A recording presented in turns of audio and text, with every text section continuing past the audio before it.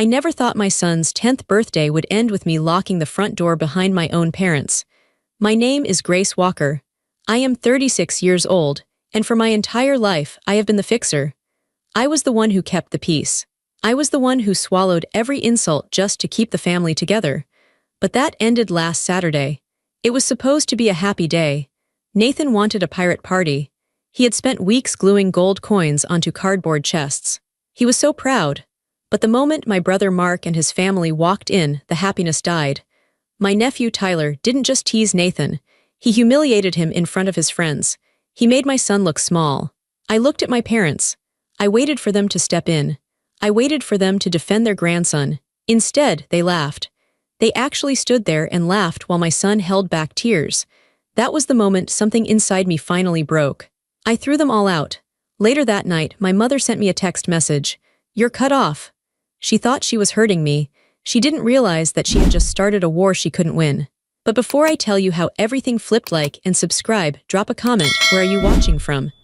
My name is Grace Walker, a 36-year-old single mother living in a quiet suburban house in a small town. To understand why I locked that door, you have to understand the money. But it wasn't just about the money. It was about what the money represented. It was about 36 years of being the invisible child. I have always been the responsible one. In every family, there seems to be one person who is the designated fixer. That was me. If the internet went down at my parents' house, I was the one who drove over to fix it. If mom forgot to buy a gift for a cousin's wedding, I was the one who went to the store, bought it, wrapped it, and signed her name on the card. I did these things because I thought that was how you earned love. I thought that if I was useful enough, eventually, they would look at me the way they looked at my brother, Mark. Mark was the golden boy. He was 2 years older than me. He was loud, charming, and irresponsible. He made mistakes and my parents laughed them off.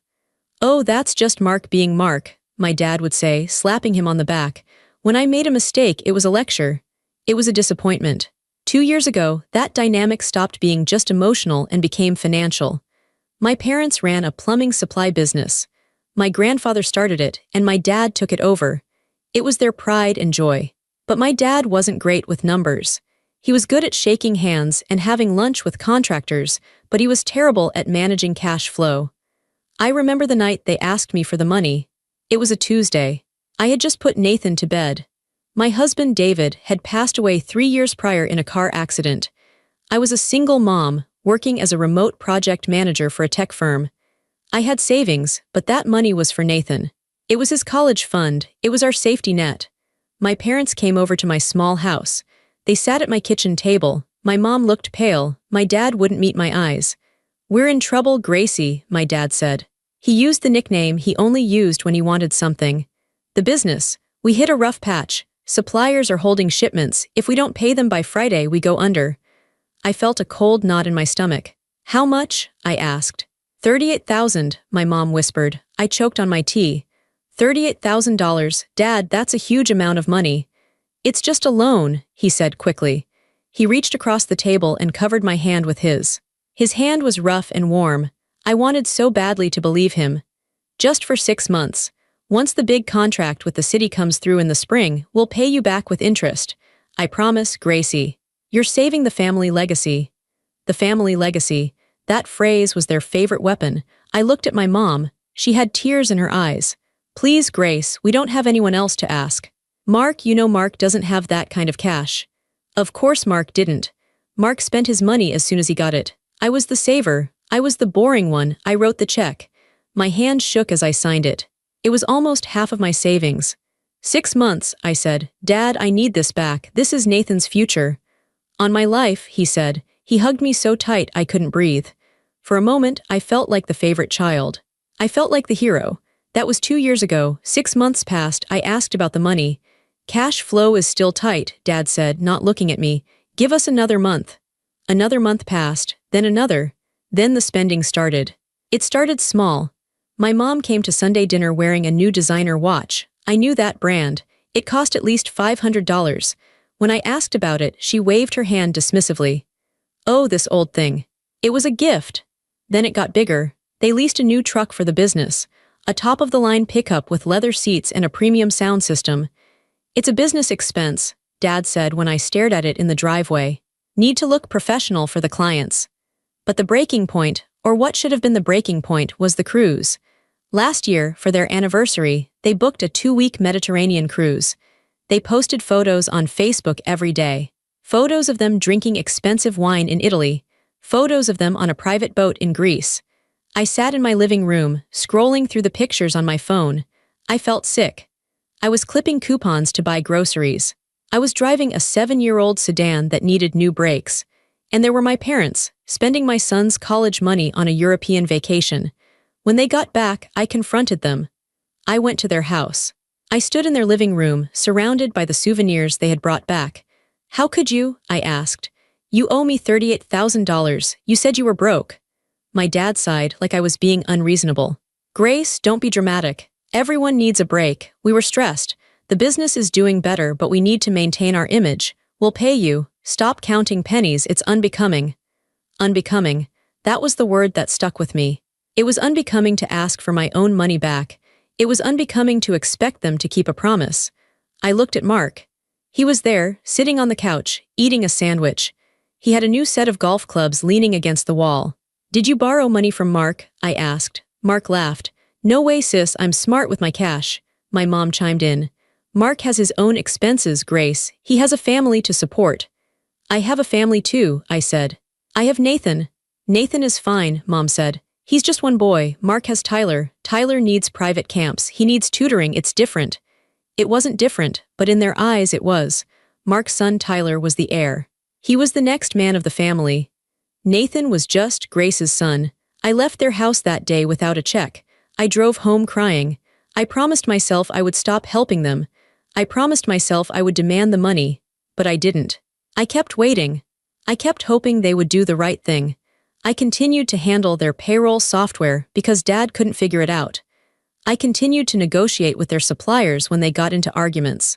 I kept the business running from the sidelines, unpaid and unappreciated, because I was terrified that if the business failed, I would never see my money again. I was trapped. I was the bank, the free labor, and the punching bag. And then came Nathan's birthday. Saturday morning started perfectly. The sun was shining. The air was warm but not humid. It was the kind of day you pray for when you plan an outdoor party. Nathan was vibrating with excitement. He was turning 10, double digits. To him, this was a massive milestone. For months, he had been obsessed with pirates. We had watched every pirate movie. We had read books about treasure maps. We spent weeks making the decorations. We didn't have a big budget, so we made everything by hand. We took old cardboard boxes and painted them to look like treasure chests. We went to the dollar store and bought bags of chocolate gold coins. I baked the cake myself, a 3-layer chocolate cake with black frosting and a skull and crossbones made of white fondant. It wasn't professional, but Nathan looked at it like it was a masterpiece. It's perfect, Mom, he had told me that morning, hugging my waist. By 1 p.m., the backyard was full of kids. 10-year-old boys were running around with foam swords, screaming and laughing. It was chaotic and loud and wonderful. I felt a rare moment of peace. I had done it. I had given him a good day. Then, at 2 p.m., the driveway gravel crunched. My parents' large SUV pulled in. Behind them was Mark's flashy sports car. They were late, as usual. My stomach tightened. It always did when they arrived. I wiped my hands on my apron and walked to the gate to greet them. Happy birthday, my mom called out. She was wearing a white dress, which seemed like a risky choice for a kid's party, but she looked immaculate. Dad was wearing his weekend plumbing tycoon outfit, polo shirt, and expensive sunglasses. Mark got out of his car with his wife, Melissa, and their son, Tyler. Tyler was 11, just a year older than Nathan, but he was bigger, louder, and meaner. Where's the beer? Mark asked before he even said hello to me. In the cooler by the porch, I said. Hi, everyone. Thanks for coming. Tyler didn't say hello. He pushed past me into the yard. He looked around at the cardboard treasure chests and the handmade happy birthday banner. Wow, Tyler said loudly. This looks like garbage. The music was playing, so not everyone heard it, but I did. Nathan did. Nathan ran over, smiling. Hi, Tyler, look, I made a map. We're going to do a treasure hunt. Tyler sneered. Treasure hunts are for babies. This whole party is for babies. Pirates, seriously, that is so cringe. Nathan's smile faltered. It's cool, he said, his voice a little smaller. We have foam swords. Foam swords, Tyler mocked. He grabbed one of the swords from a smaller boy nearby. He bent it in half until it snapped. Cheap junk. I looked at Mark. He was already at the cooler, cracking open a beer. He wasn't watching his son. I looked at my parents.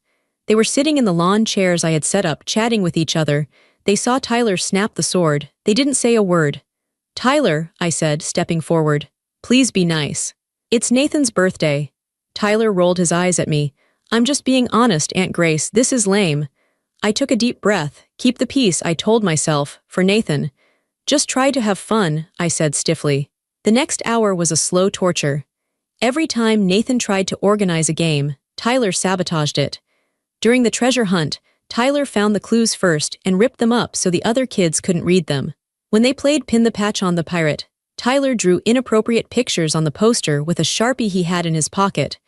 The other parents started to notice. I saw them whispering. I saw them pulling their kids away from Tyler. I was mortified. I went over to my dad. Dad, can you say something to Tyler? He's ruining the games. My dad took a sip of his iced tea. Oh, Grace, let boys be boys. He's just high-spirited, he's a leader. He likes to take charge. He's not taking charge, I said, my voice trembling slightly. He's being a bully. Don't use that word, my mom snapped. Tyler is not a bully, he's just sophisticated. He's used to more organized events. This is all very homemade, he's probably just bored. Homemade. She said it like it was a dirty word, like my effort was an embarrassment. I walked away before I screamed. I went to the kitchen to get the cake. I lit the candles. I took a moment to compose myself. Just the cake, I thought. We'll do the cake, open gifts, and then they will leave. I carried the cake out. Everyone started singing Happy Birthday. Nathan sat at the head of the table. He was wearing the pirate hat he had made himself. It was construction paper and glue, lopsided and covered in glitter. He loved that hat. As I set the cake down, Tyler walked up behind Nathan. Make a wish, someone shouted. Nathan closed his eyes. He took a deep breath. Before he could blow out the candles, Tyler reached out and snatched the pirate hat off Nathan's head. Nice hat, dork, Tyler yelled. He didn't just take it. He spun around and threw it. He threw it hard. It sailed over the fence and landed on the roof of the garage. The singing stopped. The backyard went dead silent. Nathan sat there. His hands reached up to his bare head. His face turned bright red. He didn't cry. I think he was too shocked to cry. He just looked down at his lap. Tyler, I shouted. I looked at Mark. Mark was chuckling. Nice arm, kid, Mark yelled. Did you see that throw? Quarterback material. I looked at my parents. My dad was smiling. My mom was covering her mouth, giggling. It was a funny throw, Grace, my mom said, seeing my face. It's just a paper hat. Don't be so sensitive. Look at Nathan, he knows it's a joke. I looked at Nathan. He wasn't laughing, he was shaking. He stood up abruptly and ran. He ran past the swing set, past the shed, disappearing into the narrow space between the shed and the back fence. Nathan, I called. I turned to my family. Are you kidding me? You think that's funny? Oh, lighten up, Melissa, Mark's wife said. She was scrolling on her phone. Tyler is just playing. Nathan needs to toughen up if he's going to make it in the real world.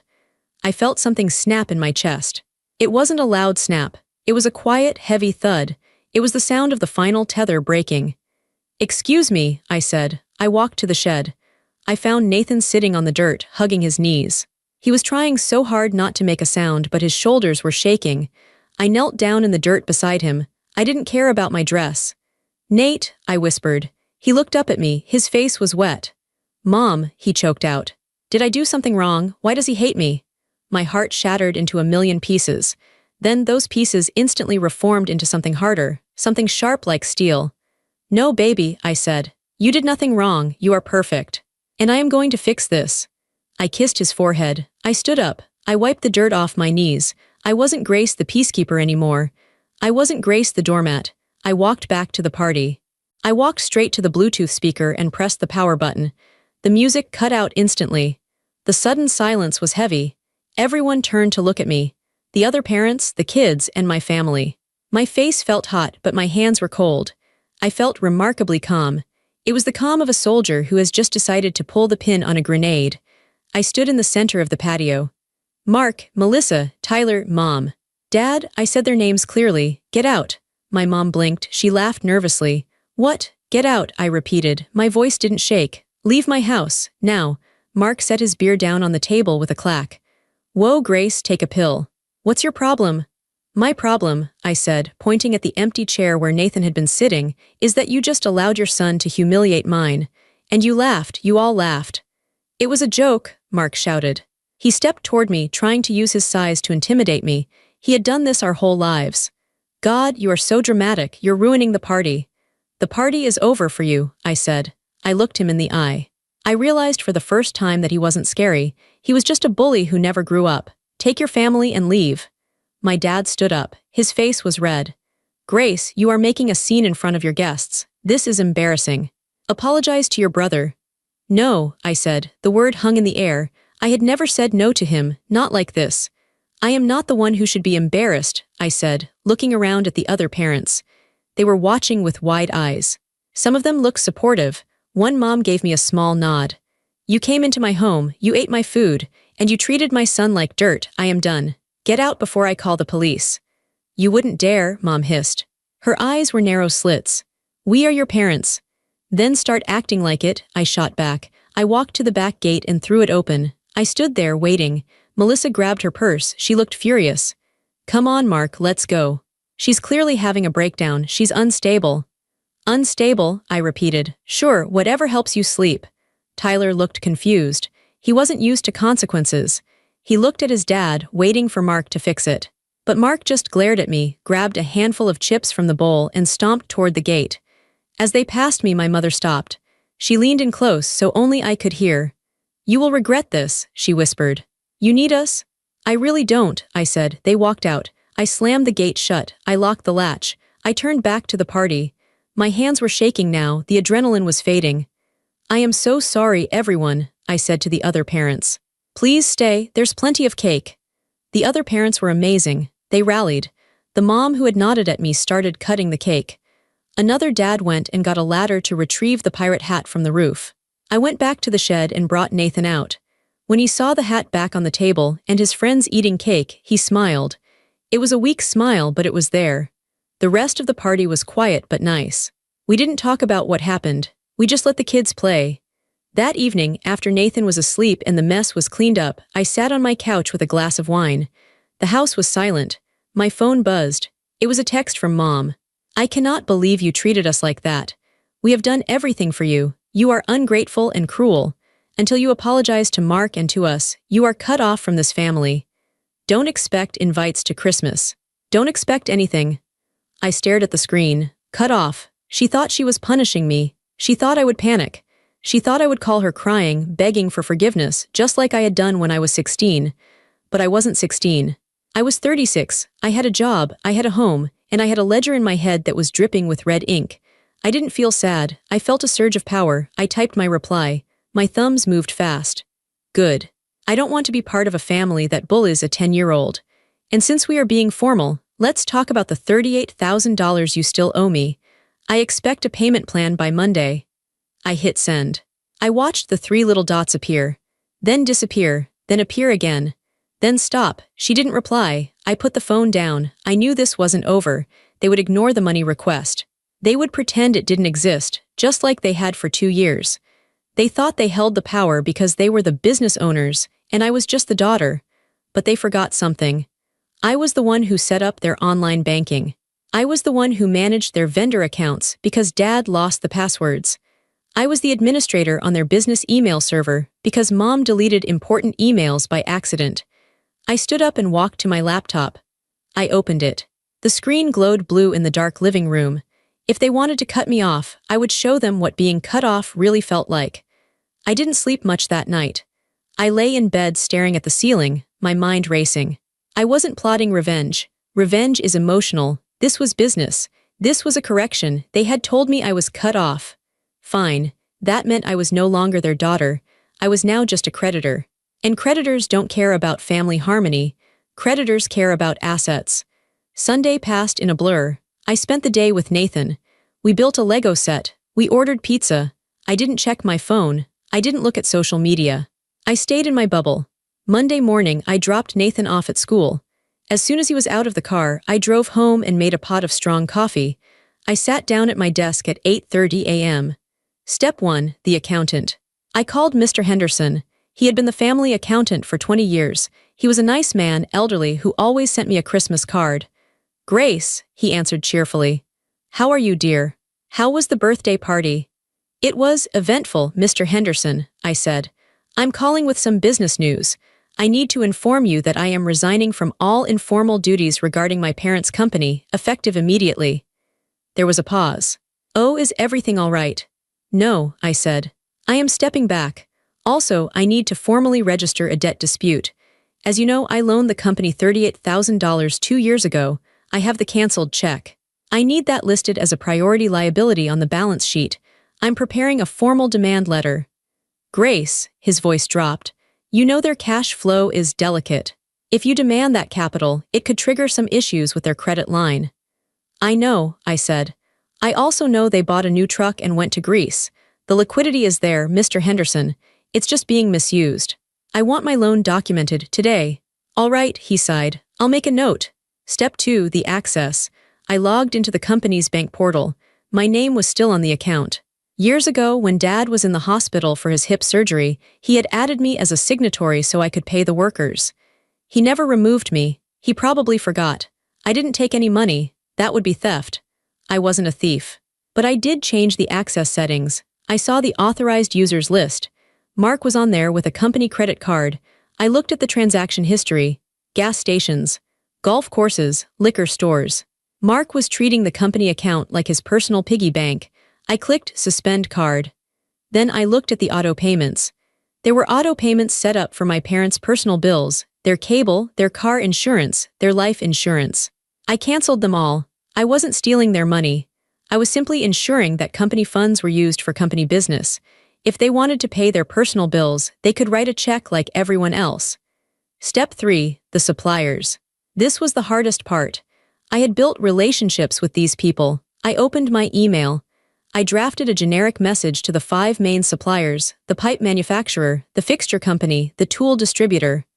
Subject: Change of contact, Walker Plumbing Supply. Dear partners. Effective immediately. I, Grace Walker, am no longer handling accounts payable or logistics for Walker Plumbing Supply. Please direct all future invoices, past due notices, and shipping inquiries directly to owner James Walker at Dad's email or Mark Walker at Mark's email. I will no longer be responsible for authorizing payments or resolving disputes. Thank you, Grace. I stared at the send button. My finger hovered over the mouse. I knew what this would do.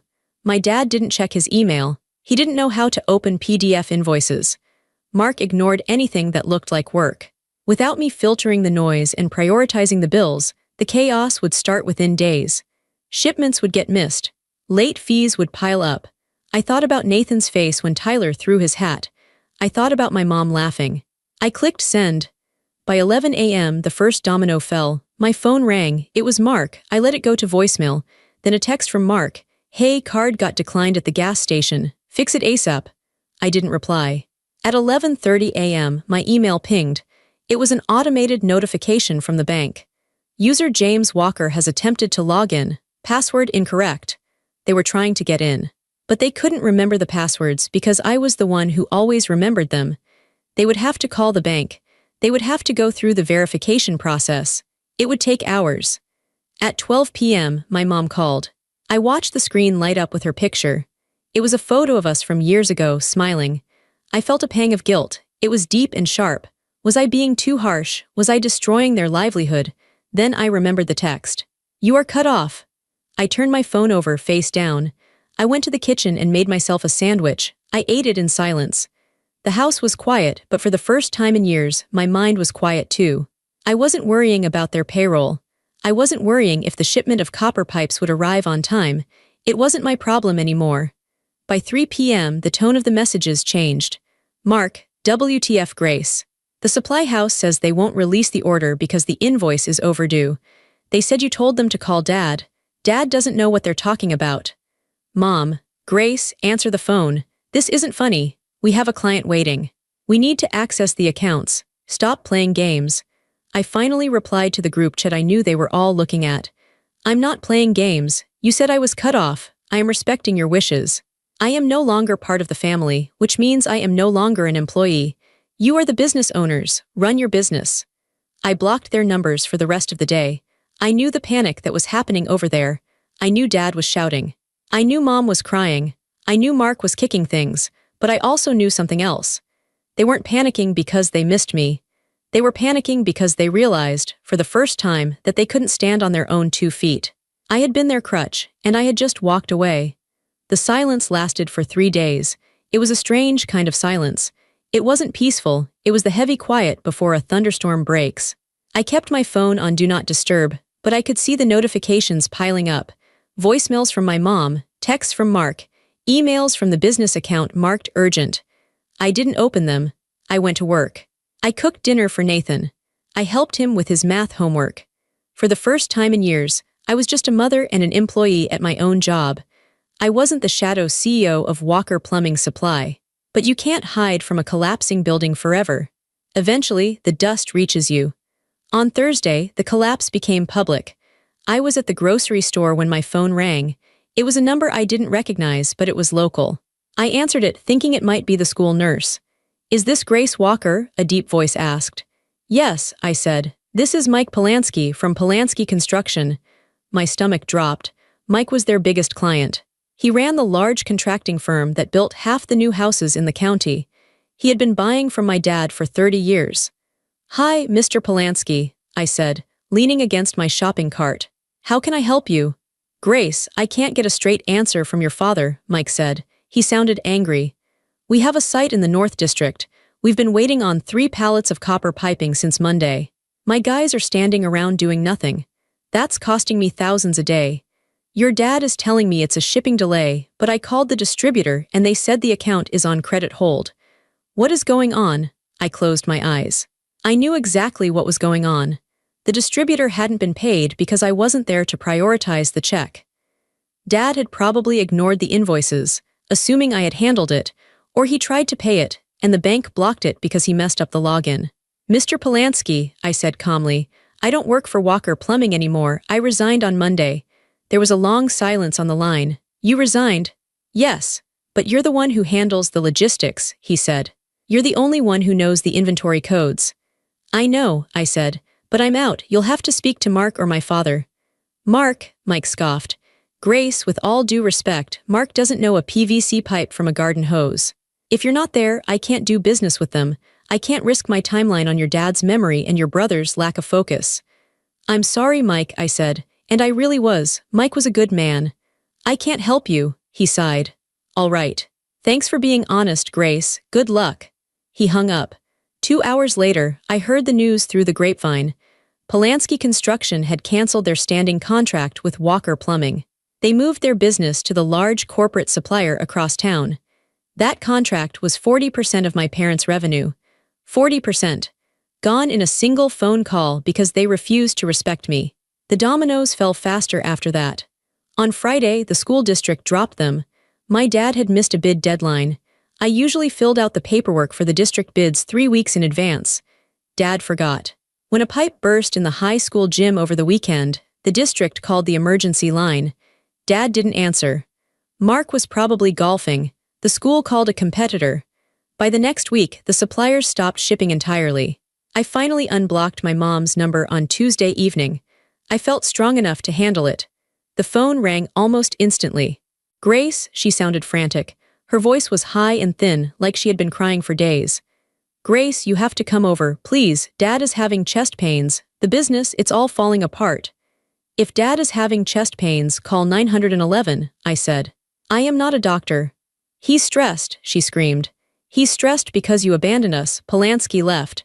"The bank is freezing the credit line because the receivables are down. Mark is yelling at everyone. You have to come fix it. Just come for 1 day. Please, we'll pay you." "Pay me?" I asked. "You already owe me $38,000. "We'll pay that too, just come back." I looked at Nathan. He was sitting on the floor, building a new Lego set I had bought him with the money I saved from not buying my parents' groceries that week. He looked happy. He looked peaceful. "No," I said. "What do you mean no?" Mom demanded. "We are your family. You are destroying us." "I'm not destroying anything," I said. My voice was steady. "I was the one holding it up. I was the beams and the foundation. You kicked me out, and now you're surprised the roof is falling in." "I'm not coming back, Mom. Not until I see a check for my money." "We don't have the money," she sobbed. You know we don't have the liquidity right now. Then sell the truck, I said. Sell the boat, sell the golf clubs, figure it out. That's what business owners do. I hung up. I realized something profound in that moment. For years, I thought I was supporting them because they were struggling. But they weren't struggling. They were incompetent, and I wasn't supporting them. I was enabling them. I was the only reason they had lasted this long. They didn't need a daughter. They needed a manager. And they had fired the only one they could afford. The collapse of the business was fast, but the collapse of the family's secrets was slower. It oozed out like black oil. It happened 2 weeks after the birthday party. Mark showed up at my house. It was 9 p.m. on a Wednesday. It was raining. I saw his headlights through the window. I hesitated to open the door. I didn't want a confrontation. I didn't want him screaming at me about ruining his inheritance. But when I turned on the porch light, I saw him standing there in the rain. He wasn't screaming. He was slumped over. He looked like a wet dog. He looked old. I opened the door. What do you want, Mark? He looked up at me. His eyes were red. Can I come in, please? Melissa kicked me out. I stepped back. 5 minutes. He walked into my kitchen. He sat at the table, the same table where my parents had borrowed my money 2 years ago. He put his head in his hands. It's gone, he said. The business. Dad met with the bankruptcy lawyer today. I didn't say anything. I put the kettle on for tea. Melissa left, he continued. She took Tyler. She said she didn't sign up for a broke husband. She called me a loser. I'm sorry, Mark, I said. I was sorry. No one deserves that. She was right, he whispered. I am a loser. I thought I was running things. Dad always told me I was the future. He said I had the vision. But when you left, I looked at the books, Grace. For the first time, I actually looked at the books. He looked up at me. There was shock in his face. They lied to me, he said. What do you mean? I asked. Last year, Mark said, his voice shaking. I asked Dad for money for a down payment on a new house. He gave me $20,000. He told me it was surplus profit. He told me the business was booming. I felt a cold chill. When was this? November, he said. Right after you asked for your money back the first time. I gripped the edge of the counter. In November, they had told me they couldn't pay my electric bill because cash was tight. But they gave Mark $20,000. There's more, Mark said. He told me he had already paid you back. He told me you were just being greedy. He said you were jealous of me, so you were trying to squeeze more money out of the company. My mouth fell open. He said that? Yes, Mark said. Tears started to run down his face. He told me you were vindictive. He said you were trying to sabotage my success. That's why I was so mean to you, Grace. That's why I let Tyler be mean. I thought you were the villain. I thought you were trying to hurt us. I sat down opposite him. The anger I felt toward Mark evaporated. He wasn't just a bully. He was a puppet. My parents had played us against each other. They had fed his ego and starved mine, all to keep their secrets hidden. I never got a dime, I said quietly. They owe me $38,000. That was Nathan's college fund. Mark squeezed his eyes shut. I know, I saw the ledger. I saw the loan entry. It's still there, unpaid. And I saw the withdrawal for my down payment. It came out of the operating account the same week you asked for repayment. He looked at me, and for the first time in his life, he looked at me with respect. And shame. I'm sorry, Grace, he choked out. I am so sorry for the party, for Nathan, for everything I didn't know. You should have known, I said. I wasn't going to let him off that easy. You were a grown man, Mark. You should have looked. I know, he said. I was lazy. I liked being the golden boy. It was easier to believe them. He took a deep breath. I told Dad I'm done. I walked out today. I told him he's a liar. I told him he stole from you to pay me, and I won't be part of it. I reached across the table. I didn't hug him. We weren't there yet, but I put my hand on his arm. Thank you for telling me, I said. Mark stayed on my couch that night. For the first time in 30 years, we were on the same team. The team of the disillusioned children. The fallout was ugly. It was small-town ugly, which is the worst kind.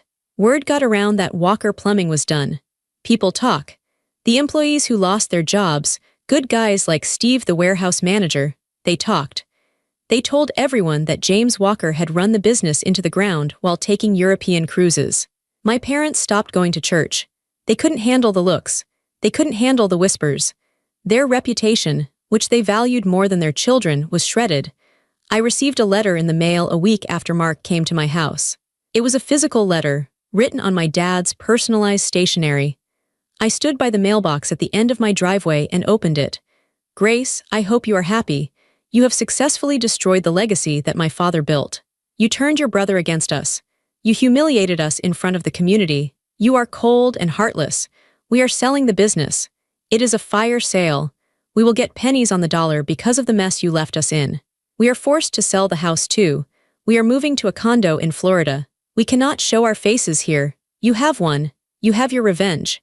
I hope the money keeps you warm at night because you have no family left. Dad, I read the letter twice. A year ago, this letter would have broken me. I would have fallen to my knees in the driveway and cried. I would have driven to their house and begged for forgiveness. But standing there in the sunshine, listening to the birds chirp, I felt something different. I started to laugh. It wasn't a crazy laugh. It was a release. It was the sound of a prisoner realizing the cell door had been unlocked the whole time. He was blaming me. Even now, at the bitter end, he couldn't take responsibility. He couldn't admit that he was bad with money. He couldn't admit he lied. He had to make me the villain because if I wasn't the villain, then he was. And his ego couldn't survive that. I didn't destroy the legacy, Dad, I whispered to the empty air. It was rotten wood. I just stopped painting over the termites. I walked back into my house. I put the letter in a drawer. I didn't burn it. I kept it. I wanted a reminder. I wanted proof that I had made the right choice. Later that day, I went to pick up Nathan from school. I saw Tyler sitting on the bench waiting for Melissa. He looked sad. He wasn't the loud, arrogant kid from the party. He looked small. Nathan saw him too. Mom, Nathan said, can I say hi to Tyler? I hesitated. He was very mean to you, Nate. I know, Nathan said, but he looks lonely. And Uncle Mark said Tyler is having a hard time. My son, he had a heart bigger than the ocean. He was 10 years old, and he had more emotional maturity than my parents combined. Okay, I said. 2 minutes? Nathan ran over to the bench. I watched from the car. I saw Nathan say something. I saw Tyler look up, surprised. Then, slowly, Tyler nodded. Nathan reached into his backpack and pulled out a small bag of gummies. He offered them to Tyler. Tyler took one. They sat there for a moment, chewing gummies in silence. Cousins, when Nathan came back to the car, he was smiling. What did you say? I asked. I told him that pirates have to stick together, Nathan said. And I told him that his dad is staying at our house, so maybe he can come play video games this weekend. I teared up. You're a good man, Nathan Walker. I know, he said simply. The end came in the form of a certified check. It arrived 3 months after the birthday party. My parents had sold the business assets to the competitor. They had sold their large house with the pool and the manicured lawn. They were packing for Florida. I opened the envelope. Inside was a check for exactly $38,000, not a penny more for interest, not a penny for the years of free labor. Attached was a yellow sticky note. It had my mother's handwriting. This is the last thing we will ever owe you. We are done. I held the check. It was just a piece of paper, but it represented my freedom. I didn't feel triumphant. I didn't feel like jumping up and down. I just felt a deep, quiet relief. The debt was paid. The connection was severed. I drove to the bank immediately. I deposited the money directly into Nathan's college savings account. I watched the teller stamp the receipt. All set, she smiled. Thank you, I said. You have no idea. That weekend, Mark was still staying in my guest room, but he was looking for an apartment. He had found a job as a salesman at a car dealership. He was good at talking to people, and he was actually working hard. He was trying to win Melissa back, but he was also trying to be a better father to Tyler. Tyler came over on Saturday. I was in the kitchen making lunch when I looked out the window. Nathan and Tyler were in the backyard. They had the old cardboard boxes out. They were building something. I walked out to the porch with lemonade. What are you guys building? I asked. Tyler looked up. He looked nervous around me still, but he was trying. We're building a new ship, Aunt Grace, since I broke the last one. It's bigger, Nathan said proudly. We used duct tape this time, it's stronger. What are you going to name it? I asked. Nathan looked at me. The stronger one, I smiled. That's a perfect name. Mark came out and stood beside me. He watched the boys play.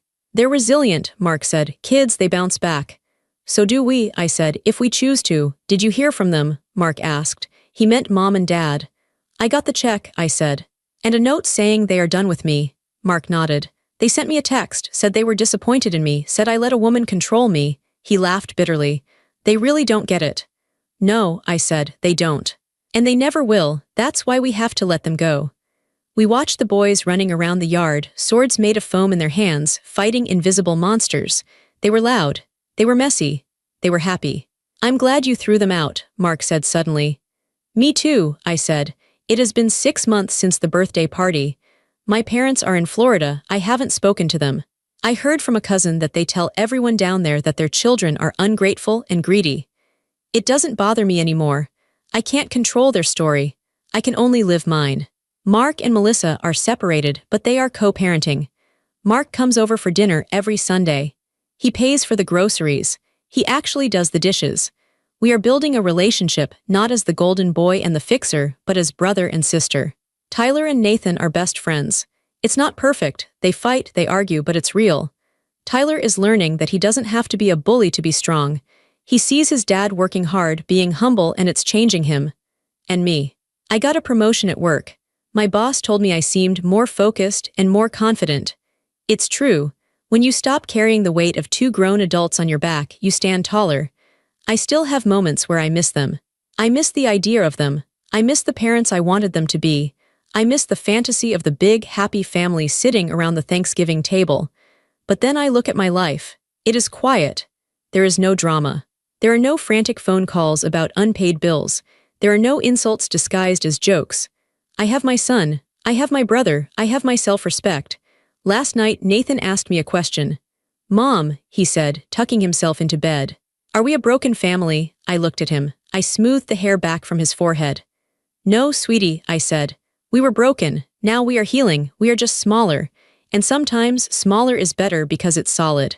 "It's real." He smiled and closed his eyes. I walked out of his room and turned off the hall light. I walked to the front door and checked the lock. It was a habit now. But it wasn't a lock to keep people out anymore. It was a lock to keep my peace in. I sat down at my computer to write this. I wanted to tell you my story because I know I am not alone. I know there are other fixers out there. Other people who are drowning to keep their families afloat. If you are reading this and you feel that heavy weight on your chest, put it down. You are allowed to lock the door. You are allowed to say no. You are allowed to demand what is yours. My name is Grace Walker. I lost my parents, but I found myself. And that was a trade worth making. My son is safe. My life is quiet. And for the first time, the story is mine. If this hit you, like, subscribe and stay with us for the next chapter.